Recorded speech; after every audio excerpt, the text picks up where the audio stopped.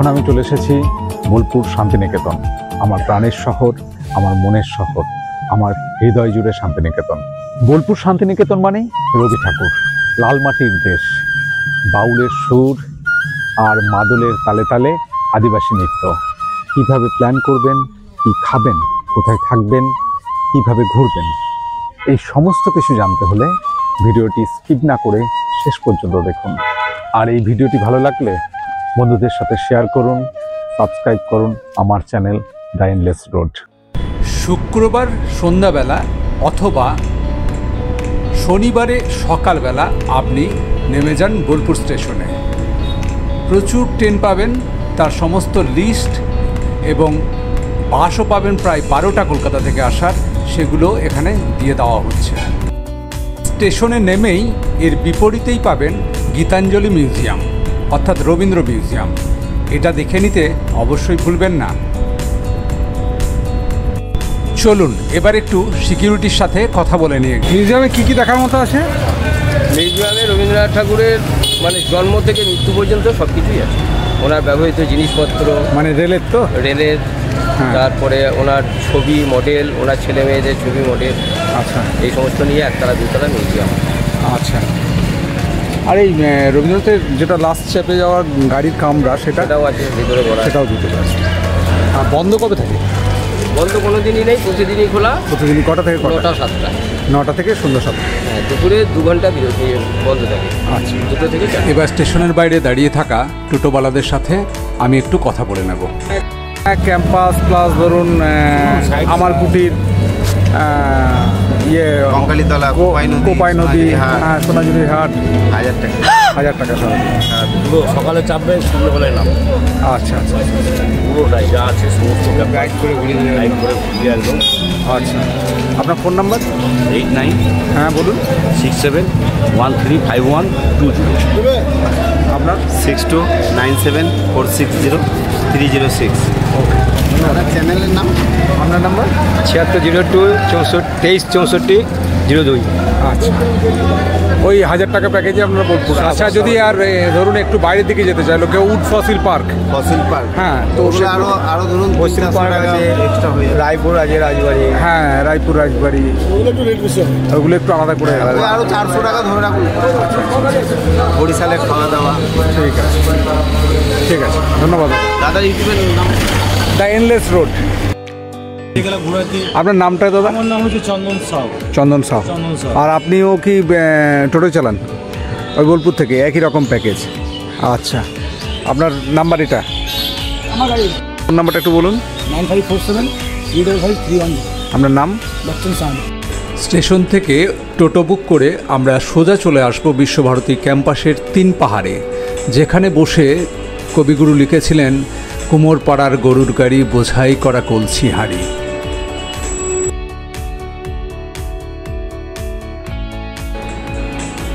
তাল গাছ এক পায়ে দাঁড়িয়ে সব গাছ ছাড়িয়ে। এই মাটির বাড়িটি তৈরি করেছিলেন ব্রহ্মচর্যাশ্রমের শিক্ষক তেজশ্চন্দ্র সেনের জন্য।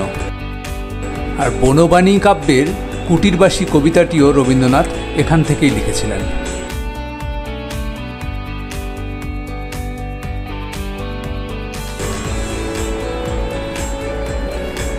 আর এটি বিশ্বভারতী ক্যাম্পাসে ঢোকার রাস্তা, যদিও সাধারণ জনগণের জন্য এই রাস্তাটা এখন বন্ধ ক্যাম্পাসে ঢোকার। আর এর ঠিক পাশেই উপাসনা গৃহ।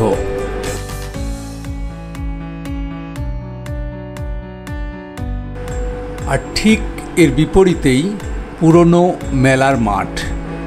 আশেপাশের গ্রামের কুটির শিল্পীদের অর্থনৈতিক উন্নতির চিন্তা করে যে মেলা শুরু করেছিলেন স্বয়ং রবীন্দ্রনাথ, যে মেলা বিস্তৃতি লাভ করে এখন অন্য মাঠে সরে গেছে। আমরা এর ঠিক পরেই চলে আসবো দ্বিজবিরাম দেখতে। এটা অনেকেই জানেন না, রবীন্দ্রনাথের বড়দাদা দ্বিজেন্দ্রনাথ ঠাকুরের বাসস্থান। এখানে গান্ধীজিও একটা সময় এসেছিলেন, কিন্তু আমরা বেশিরভাগ বোলপুরের পর্যটকরা এই বাড়িটিকে মিস করে যায়।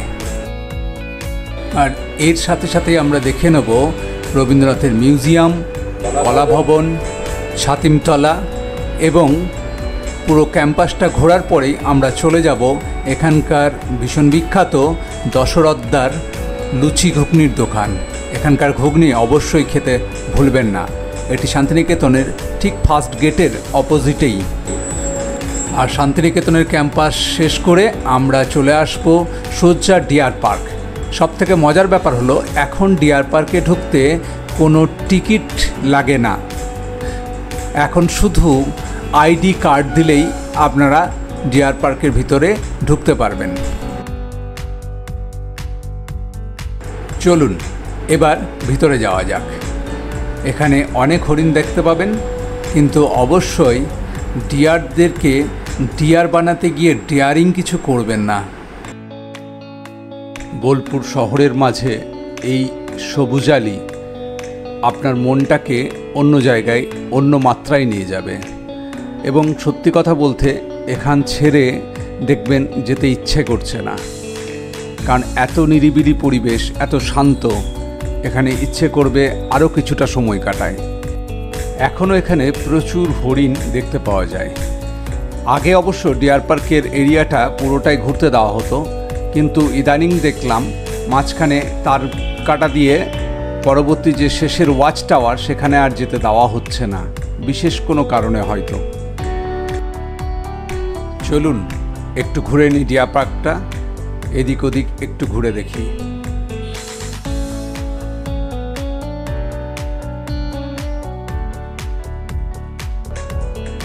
ওই যে সামনে ওয়াচ টাওয়ারটা দেখছেন, এই ওয়াচ টাওয়ারটা আগে ওঠা যেত এবং এটা পেরিয়েও অনেকটা যাওয়া যেত, চারিদিক ঘোরা যেত, কিন্তু সেগুলো এখন বন্ধ করে দেওয়া হয়েছে।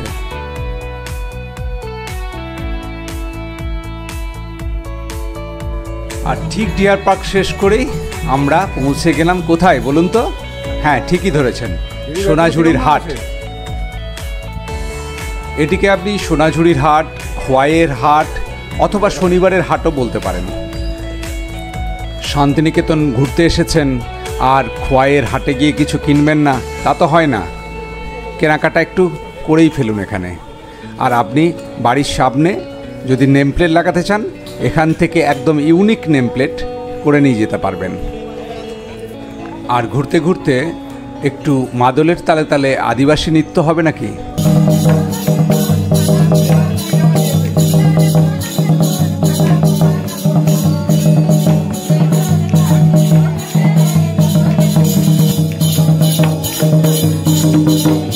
সব পাঞ্জাবি নাকি? কিরকম থেকে শুরু? 280 থেকে। সবশেষে একটু আখের রসে গলা ভিজিয়ে নিন, মাত্র 20 টাকা। আর এরপর আপনাদেরকে যে তথ্যটা দেব সেটা ভীষণ গুরুত্বপূর্ণ, কারণ এখানে ছোট বড় মাঝারি সমস্ত মাপের হোটেল আছে। আমি ঢুকেছিলাম রামশ্যাম ভিলেজ রিসর্টে, আর পাশেই সঙ্গে রেস্টুরেন্ট দেখতেই পাচ্ছেন, এবং এদের বার্ড হাউসও আছে, আবার টেন্টেও থাকতে পারবেন আপনার যেরকম ইচ্ছা। তবে সবথেকে যেটা আকর্ষণীয় সেটা হলো এই রামশ্যাম ভিলেজ রিসর্টের সুইমিং পুল। আপনাদেরকে এখানে বোলপুরে বিভিন্ন হোটেলের ফোন নাম্বার দিয়ে দিলাম। হোটেলগুলি শুরু 400 টাকা থেকে এবং 10 থেকে 12,000 টাকা পর্যন্ত ভালো লাক্সারি হোটেলও পাবেন। এবার সোনাঝুরির মায়া ত্যাগ করে আমরা পৌঁছে গেলাম পাশেই প্রকৃতি ভবন। আর এখানে আমরা দেখে নেব প্রকৃতি থেকে সংগৃহীত পাথরের, কাঠের বিভিন্ন স্কাল্পচার। এখানে টিকিট মূল্য 40 টাকা এবং ফটোগ্রাফির জন্য আরও এক্সট্রা 20 টাকা করে দিতে হবে।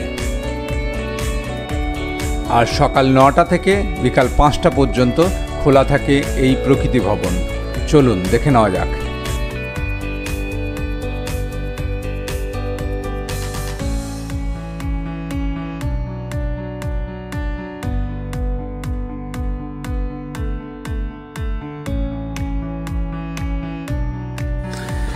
আর আমি এই মুহূর্তে পৌঁছে গেছি বুদ্ধ স্ট্যাচুর কাছে।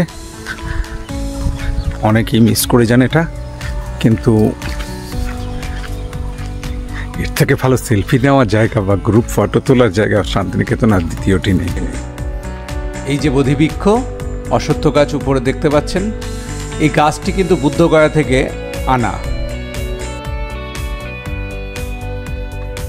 পর্যটকরা বেশিরভাগই এই জায়গাটাকে মিস করে যান, কিন্তু আশা করি এই ভিডিওটি দেখার পরে আর কেউ মিস করবেন না। অবশ্যই ঘুরে যাবেন এই জায়গাটা, ভীষণ সুন্দর।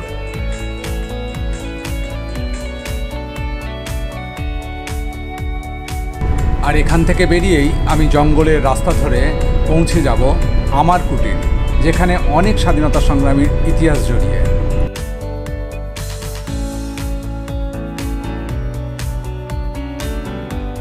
এই যে বাঁ দিকে দেখতে পাচ্ছেন, এটি আমার কুটির সোসাইটির শোরুম। ওখানে সমস্ত জিনিসপত্র কিনতে পারেন।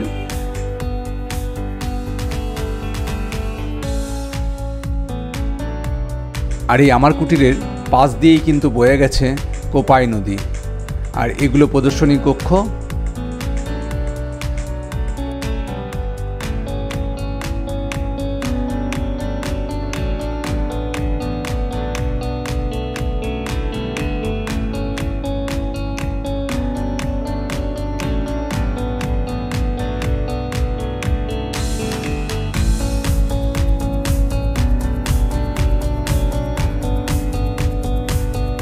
চলুন এদিক ওদিক একটু ঘুরে দেখে নিই, কারণ এখান থেকে বেরিয়ে এরপরে আমরা চলে যাব সুরুলের রাজবাড়িতে।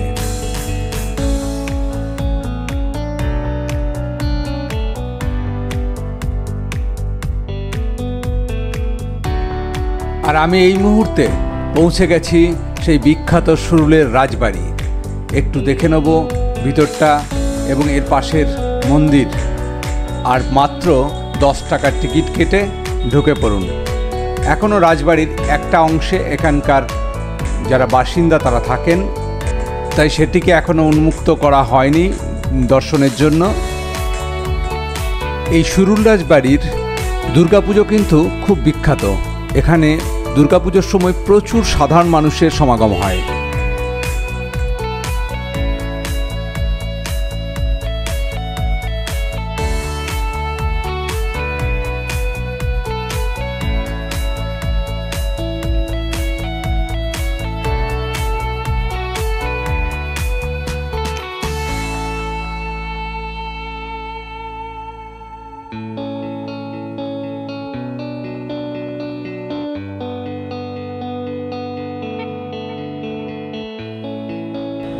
আর আমরা সুরুলের রাজবাড়ি শেষ করে সোজা চলে এলাম সৃজনী শিল্পগ্রাম, যা বোলপুরের এই মুহূর্তের এক অন্যতম আকর্ষণ। এখানে আপনি এই পূর্বাঞ্চলের 9টি রাজ্যের সমস্ত সংস্কৃতির মেলবন্ধন দেখতে পাবেন। আর তাই 30 টাকার টিকিট কেটে ঢুকে পড়ুন সৃজনী শিল্পগ্রামে। এখন সৃজনী শিল্পগ্রামকে এত সুন্দরভাবে সাজানো গোছানো হয়েছে, পুরনো জিনিসকে কিভাবে শিল্পের রূপ দেওয়া যায় সেটা আপনার এখানে এসেই চোখে পড়বে। এবং এখানে আপনি আদিবাসী নৃত্য দেখতে পাবেন, এখানে আপনি পেয়ে যাবেন বাউলের সুর, আবার ইচ্ছা হলে কিছু কেনাকাটাও করতে পারেন। সৃজনী শিল্পগ্রাম নিয়ে একটি আলাদা ভিডিও আছে, যেটি দেখতে হলে আপনি অবশ্যই ডেসক্রিপশন বক্সে তার লিঙ্ক পেয়ে যাবেন।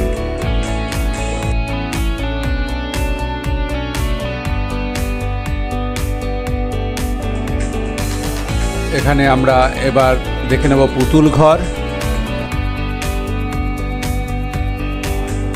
আর সৃজনী শিল্পগ্রাম দিয়ে আমাদের প্রথম দিনের বেড়ানো শেষ।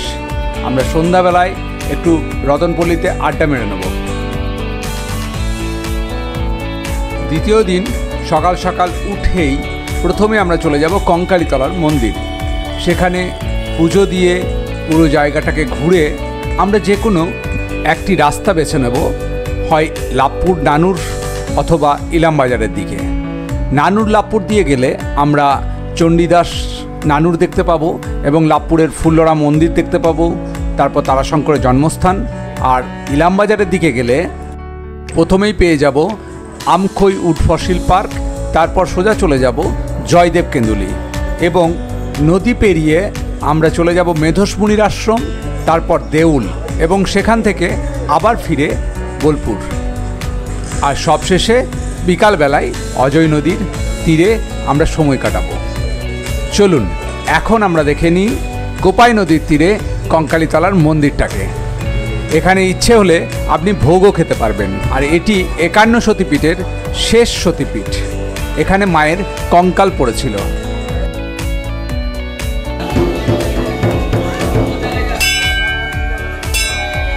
আর এই যে নিচে দেখছেন এটি কুণ্ড, এই জলের নিচেই নাকি মায়ের কঙ্কাল পতিত হয়ে আছে। আর এখানে এই যে দেখতে পাচ্ছেন ভোগ মন্দির, ভোগ মন্দিরের নাম্বারও দেওয়া আছে। আপনি ইচ্ছা করলে এই ফোন নাম্বারে যোগাযোগ করে সেখানে খাওয়ার ব্যবস্থাও করতে পারেন। এবং এই কঙ্কালীতলা নিয়ে একটি সম্পূর্ণ ভিডিও আমার অলরেডি আছে, ডেসক্রিপশন বক্সে তার লিঙ্ক দেওয়া থাকলো, আপনাদের ইচ্ছা হলে সেখান থেকে দেখে নিতে পারেন। এখানে প্রতিদিন গঙ্গা আরতির মতোই, যেরকম কলকাতায় শুরু হয়েছে গঙ্গা আরতি, বেনারসে হয়, তেমনি এখানেও প্রত্যেক দিন সন্ধ্যাবেলায় গঙ্গা আরতি, এইখানটায় গঙ্গা আরতি মতো করেই আরতি হয়।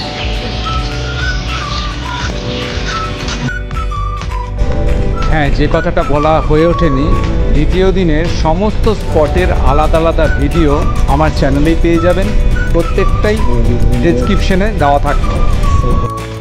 এখানে প্রচুর মানুষের সমাধি দেওয়া আছে, সেই সমাধির উপরে ফলক।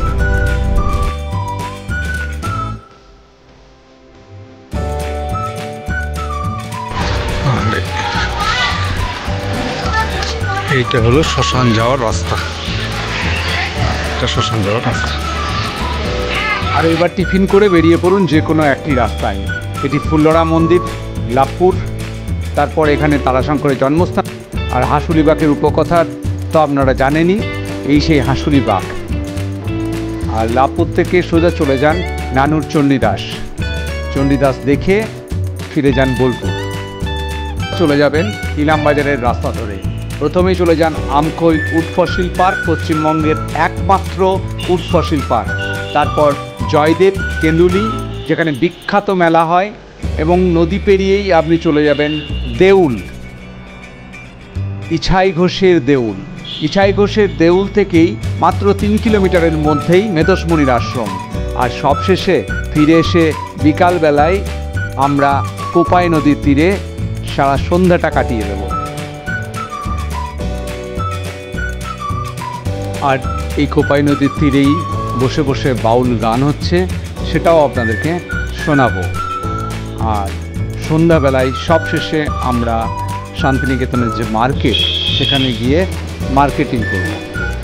এবার ঝটপট ব্যাগ গুছিয়ে ফেলুন, চলে আসুন শান্তিনিকেতন বোলপুর, ঘুরে যান। আর অবশ্যই আমার ভিডিওটি ভালো লাগলে চ্যানেলটা সাবস্ক্রাইব করতে ভুলবেন না, এবং অবশ্যই বন্ধুদের সাথে শেয়ার করুন।